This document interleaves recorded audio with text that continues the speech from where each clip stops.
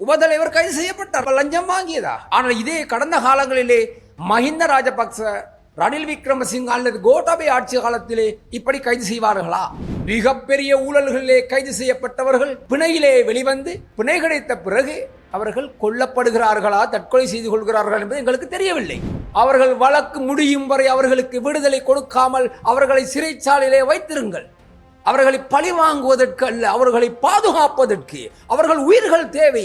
அவர்கள் இறந்துவிட்டால் சாட்சிகள் ஒழிக்கப்படும். மஹிந்த ராஜபக்ச லஞ்ச ஆணையாளருக்கு வரும்போது, அந்த விசாரணைக்கு வரும்போது அவரை பாதுகாப்பாக நீங்கள் STF-ஐ வைத்தாவது அவரை சிறைச்சாலையில் வைக்க வேண்டும், அல்லது அவரும் போன பிறகு வீட்டுக்கு அவரும் இறந்து விட்டால் என்று கூறினார்களே. ஆனால் எதிர்காலத்திலே இவர்கள் செய்த ஊழல்கள் என்னவாகும்? ஸ்ரீ காளிமாதா ஜோதிடம். பிரபல ஜோதிடர் பண்டித் மகாராஜா. தொழில், காதல், திருமணம், குழந்தை பாக்கியம் மற்றும் மந்திர சூனிய பிரச்சனைகளுக்கு நிரந்தர தீர்வு. 70 ஆண்டு காலங்களிலே இந்த நாட்டில் நடந்த அநீதிகளுக்கு எதிராக மிக தெளிவாக தற்போது இந்த நாட்டின் ஜனாதிபதி அனுரகுமார திசாநாயக் அவர்கள் மிக நேர்மையாகவும் தெளிவாகவும் தன்னுடைய திறமையாலும் சிறந்த சிந்தனையாலும் இந்த நாட்டு மக்களுக்கு சேவை செய்து கொண்டிருக்கிறதை எம்மால் பார்க்க முடிகின்றது, உணரவும் முடிகின்றது. ஆனால் இதை பொறுத்து கொள்ள முடியாத எதிர்க்கட்சியில் இருக்கும் தமிழ், முஸ்லிம், சிங்கள பாராளுமன்ற உறுப்பினர்கள் போலியாக இந்த அரசாங்கத்தை தவறான கருத்தில் கொண்டு செல்லுகின்றார்கள். இந்த அரசாங்கம் என்பது, NPP அரசாங்கம் என்பது அனைவருக்கும் ஒன்று, அனைவருக்கும் ஒரே விதமான சட்டத்திலே செயல்பட்டு கொண்டிருக்கின்றார்கள். அதனால்தான் கடந்த கிழமை ஒரு பிரதேச சபையின் உபதலைவர் கைது செய்யப்பட்டார் லஞ்சம் வாங்கியதா. ஆனால் இதே கடந்த காலங்களிலே மஹிந்த ராஜபக்ச, ரணில் விக்ரமசிங்க அல்லது கோட்டாபே ஆட்சி காலத்திலே இப்படி கைது செய்வார்களா? ஒருபோதும் செய்ய மாட்டார்கள். காரணம், அங்கே பிரதேச சபை உறுப்பினரில் இருந்து கட்சியின் தலைவர்கள், இந்த நாட்டின் தலைவர்களும் திருடர்களாக இருந்தார்கள். இப்போது அவ்வாறு இல்லை. யாராக இருந்தாலும் சட்டம் சரியாக செயல்படுகின்றது. ஒரு பிரதேச சபை உறுப்பினருக்கு போலீஸ் நிலைய பொறுப்பதிகாரி அடிமையாக இருக்க வேண்டும் கடந்த காலங்களிலே. இப்போது அப்படி அல்ல. இப்போது அரசாங்கம் மாத்திரமல்ல, போலீஸ் நிலையத்தில் இருக்கும் சாதாரண போலீஸ்காரர்களுக்கு கூட தைரியமாக, சுதந்திரமாக தாங்கள் சத்தியம் செய்து வந்த அந்த தொழிலை கௌரவமாக செய்ய முடிகின்றது. பாராளுமன்ற உறுப்பினர்கள், அமைச்சர்களுக்கு கூட போலீஸில் போய் எதுவும் பேசுவதற்கு அதிகாரம் இல்லை. இந்த அரசாங்கத்தில் நாங்கள் எதிர்பார்த்தது அதைதான். அதுதான் எங்களுக்கு கிடைத்திருக்கின்றது. அனுரகுமார் திசாநாயக்கின் மூலமாக நாங்கள் மகிழ்ச்சி பெறுகின்றோம், சந்தோஷப்படுகின்றோம். இப்போது நாங்கள் பார்க்கின்றோம், கைது செய்யப்படுகின்றார்கள் ஒவ்வொரு காரணங்களுக்காக. மிகப்பெரிய ஊழல்களிலே கைது செய்யப்பட்டவர்கள் பிணையிலே வெளிவந்து பிணை கிடைத்த பிறகு அவர்கள் கொல்லப்படுகிறார்களா, தற்கொலை செய்து கொள்கிறார்கள் என்பது எங்களுக்கு தெரியவில்லை. எனவே அரசாங்கம் ஒரு புதிய சட்டத்தை கொண்டு வர வேண்டும். நீதிமன்றத்திலே சட்டங்கள் இருந்த போதிலும் அந்த சட்டங்கள் ஆரம்பிக்கப்படுவது, அதை தயார் செய்வது, அந்த பிரேரணையை கொண்டு வருவது பாராளுமன்றம். பாராளுமன்றத்திலே 159 ஆசனங்கள் உங்களுக்கு இருக்கின்றது கௌரவ ஜனாதிபதி அவர்களே. எனவே அந்த 159 ஆசனத்தின் மூலமாக, அந்த அதிகாரத்தின் மூலமாக புதிய சட்டத்தை இயக்குங்கள். தனியான ஒரு நீதிமன்றம் ஆரம்பியுங்கள். ஊழல் சம்பந்தமாக இந்த நாட்டுக்கு விரோதமாக செயல்படுபவர்களுக்கும் இந்த நாட்டில் ஊழல் செய்தவர்களுக்கு எதிராக ஒரு தனி நீதிமன்றம் ஆரம்பித்து அந்த நீதிமன்றத்திலே 5 நாள்களும் விசாரணைகளை வைத்து அவர்கள் வழக்கு முடியும் வரை அவர்களுக்கு விடுதலை கொடுக்காமல் அவர்களை சிறைச்சாலையிலே வைத்திருங்கள்.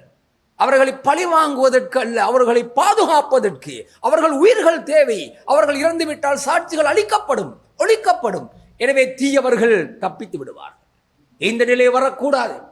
21ஆம் தேதி மஹிந்த ராஜபக்ச லஞ்ச ஆணையாளருக்கு வரும்போது, அந்த விசாரணைக்கு வரும்போது அவரை பாதுகாப்பாக நீங்கள் STF-ஐ வைத்தாவது அவரை சிறைச்சாலையில் வைக்க வேண்டும், அல்லது தனிமைப்படுத்த வேண்டும், அல்லது அவரும் போன பிறகு வீட்டுக்கு அவரும் இறந்து விட்டால், அல்லது ஏதாவது ஒரு கொலை நடந்து விட்டால் என்று கூறினார்களே. ஆனால் எதிர்காலத்திலே இவர்கள் செய்த ஊழல்கள் என்னவாகும்?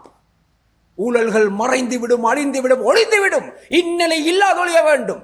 எனவே 21ஆம் தேதி மஹிந்த ராஜபக்ச கட்டாயமாக கைது செய்யப்படுகிறாரோ இல்லையோ அவரை சிறைப்படுத்த வேண்டும். அவருக்கு பாதுகாப்பு கொடுங்கள், அவரை தனிமையாக்குங்கள். அப்படியானால் தான் இது தொடர்ந்து அநியாய அட்டூழியங்களுக்கு ஒரு தீர்ப்பு வரும். அல்லது மஹிந்தையும் வெளியே போய் ஏதாவது ஆகிவிட்டால் சிராந்தி என்பதே போல் ஏதாவது வெளியில் வந்து ஆகிவிட்டால் இந்த வழக்குகள் எல்லாம் மூடி மறைக்கப்படும். இந்நிலை இல்லாதொழிய வேண்டுமாக இருந்தால் இவர்கள் கைது செய்யப்பட்டு பாதுகாப்பாக வைக்க வேண்டும். அதை ஜனாதிபதி உடனடியாக செயல்படுத்த வேண்டும். நிச்சயமாக மின்சார விலை அதிகரிக்கப்பட்டிருக்கின்றது, உண்மைதான். ஆனால் அதுவும் 180 யூனிட்டுக்கு மேற்பட்டவர்களுக்குத்தான் இந்த அதிகரிப்பு ஏற்பட்டிருக்கின்றது. அதாவது தொழிற்சாலைகள் அல்லது வசதி வாய்ப்புள்ளவர்கள், ஏசி போடுபவர்கள், வியாபார ஸ்தலங்கள், இவைகளில் தான் அதிகப்பட்டிருக்கின்றதே ஒழிய சாதாரண மக்களுக்கு இல்லை. எனவே பாராளுமன்றத்தில் இதெல்லாம் தெரியாமல் மின்சார கட்டணம் அதிகரித்து விட்டீர்கள் என்று போலியாக எதிர்க்கட்சியிலே இருக்கும் தமிழ், முஸ்லிம், சிங்கள பாராளுமன்ற உறுப்பினர்கள் பேசுவது கண்டிக்கத்தக்கது. சிந்தியுங்கள். ஒரு நாடு எப்படி வளரும்? வெளிநாடுகளில் போய் பாருங்கள். அங்கே தேநீருக்கும் டாக்ஸ் கட்ட வேண்டும் அரசாங்கத்தில். உங்களுக்கு தெரியவில்லை, நீங்கள் முட்டாள்கள். நீங்கள் போய் பார்த்துவிட்டு ஓடி வருகிறீர்கள். உங்களுடைய பணத்திலே நீங்கள் அங்கு சாப்பிடுவதில்லை. வெளிநாட்டுக்கு சென்றால் ஊரானுடைய பணத்திலே சாப்பிடுவதால் தான் உங்களுக்கு அதன் அருமையும் பெருமையும் தெரிவதில்லை. ஒரு நாட்டில் வரி இல்லாவிட்டால் நாடு நாசமாகிவிடும். வரி பணத்தின் மூலமாக தான் நாடு வளர்கின்றது, நாடு வளர்ச்சி பெறுகின்றது. அந்த வரி பணத்தினூடாக அந்த நாட்டுள்ள மக்களுக்கும் சேவை செய்கிறார்கள். எனவே இதெல்லாம் தெரியாமல் போலியாக மக்களை உசுப்பேத்தி ரணகலமாக்கி எதிர்காலத்திலே பாராளுமன்ற ஆட்சியும் ஜனாதிபதி ஆட்சியும் பிடிப்பதற்காக எதிர்கட்சியினர் போடும் ஒரு நாடகமாகவே நான் நினைக்கின்றேன். போலியாக பேசாதீர்கள். மக்களுக்கு சேவை செய்யக்கூடிய நிலைமையிலே வாருங்கள். தமிழ் பாராளுமன்ற உறுப்பினர்களை பாருங்கள். அது போன்ற காரியப்பரனும் கேவலமானவர், அவருக்கு காரியம் செய்யப்பட வேண்டியவர். அவர் பாராளுமன்றத்தில் பாட்டு பாடுகின்றார். கிடைப்பதோ 5 நிமிடம், 3 நிமிடம், 4 நிமிடம். இந்த நேரத்திலே நீங்கள் கிழக்கு மாகாண மக்களுக்காக உங்களுக்கு நீங்கள் வாக்களித்து வரவில்லை, தேசிய பட்டியலில் வந்தவர். எனவே அந்த சந்தர்ப்பத்தை பயன்படுத்தி பேசுங்கள் மக்களுக்காக. அல்லது ஊழல்கள் இருந்தால் வெளிக்கொணருங்கள். அதை விட்டு முதலமைச்சராக்க போறோம் அவனை இவனை. ஏன் நீங்கள் எல்லாமா அசரப்பின் பரம்பரையை கொண்டு வருவதற்காக ஆசைப்படுகின்றீர்களா? கிழக்கு மாகாணத்திலே ஏதாவது நல்ல காரியங்களை செய்யுங்கள். காரியப்பர் புத்தியோடு செயல்படுங்கள், முட்டாளாக செயல்படாதீர்கள். முஸ்லிம் காங்கிரஸிலே சிறந்த தலைவர்கள் இருந்தார்கள். தமிழ் தேசிய கூட்டமைப்பு போல்தான் முஸ்லிம் காங்கிரசும். தமிழ் தேசிய கூட்டமைப்பிலே சிறந்தவர்கள், தரமானவர்கள், உண்மையானவர்கள், நேர்மையானவர்கள் எல்லாம் தூக்கி எறியப்பட்டார்கள். அதுபோல்தான் முஸ்லிம் காங்கிரஸிலும் சிறந்த தலைவராக, உபதலைவராக இருந்த நசீர் அகமட், முன்னாள் கிழக்கு மாகாண முதலமைச்சர், மக்களுக்கு மாபெரும் சேவை செய்த ஒரு சேவையாளர். தமிழ், முஸ்லீம், சிங்களம் என்று பார்க்காமல் சகலினத்திற்கும் சேவை செய்தவர்.